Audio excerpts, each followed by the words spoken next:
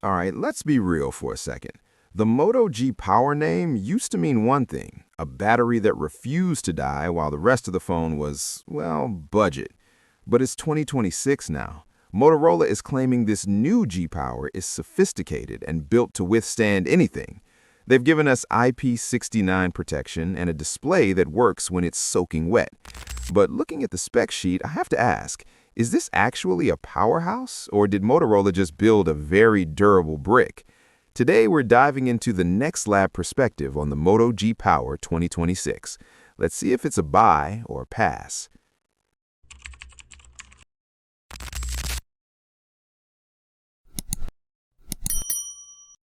First off, the design.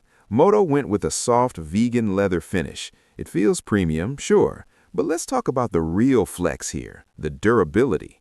This thing is rated IP68 and IP69. For those of you not obsessed with ingress protection codes, IP69 means it can handle high-pressure, high-temperature water sprays. You could literally pressure wash this phone, though please don't. It's also MIL STD 810H tested. Moto is basically saying, go ahead, drop it, take it into a sandstorm. It's a tank in a leather jacket. The screen is a massive 6.8-inch FHD Plus panel with a 120 Hz refresh rate. On paper, sounds great, but look closer, it's an LCD. In 2026, when almost everyone is moving to OLED for those deep blacks, Moto is sticking to LCD. To be fair, they've pumped the brightness up to 1000 nits in high brightness mode, which is wild for an LCD. And water touch is actually a game changer if you're trying to use your phone in the rain or by the pool. Internally, we've got the MediaTek Dimensity 6300. Now this is where I get a bit critical. This is a solid, efficient chip, but it's not exactly a pro-level processor. Moto is trying to bridge the gap with RAM Boost, which uses your storage to give you up to 24 gigabytes of RAM. Listen, NexLab viewers know the truth. Virtual RAM is not the same as physical RAM. It helps with multitasking, but it won't turn a mid-range chip into a gaming beast. It's smart and balanced, sure, but don't expect to run the heaviest 2026 titles at ultra settings. It's built for stability, not raw speed. Now, the battery is 5200 milliamp hours. Moto claims up to 49 hours of power. In my testing, that's a solid 2-day phone for most people. But here is my biggest gripe, 30-watt charging. In 2026? Motorola, come on. We have budget phones from other brands hitting 60 watts or 80 watts.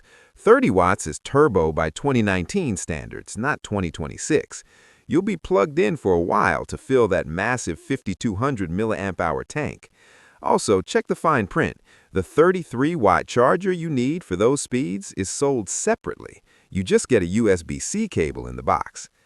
The camera setup is a 50-megapixel main sensor with OIS. Optical stabilization is a huge win at this price point. It keeps your shots blur-free. There's also an ultra-wide that doubles as a macro-vision lens. Is it studio quality? Probably not, but the quad-pixel tech does a good job in low light. I do like the snap with a twist gesture. It's one of those Moto features that actually feels human and useful. But let's be real, the AI camera magic they're touting is mostly standard post-processing we've seen for a couple of years now. The Moto G Power 2026 ships with Android 16 right out of the box.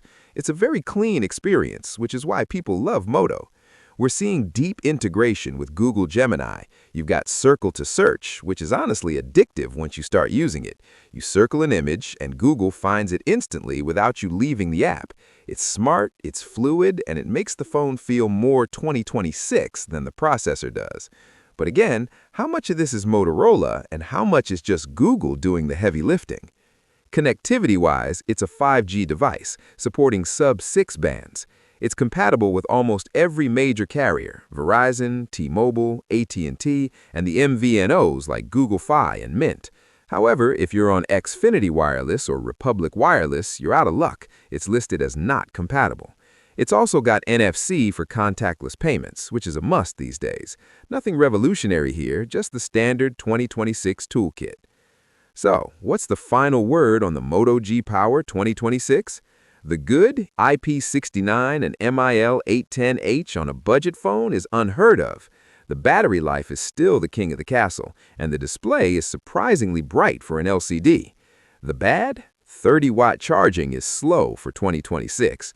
The Dimensity 6300 is fine, but it won't blow your mind. And 128 gigabytes of UFS 2.2 storage feels a bit dated.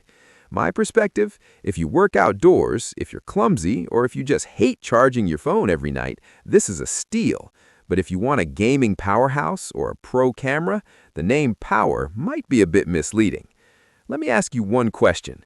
Is IP69 enough to make you switch? Drop your answer in the comments. This is NexLab Reviews, and I'll see you in the next review.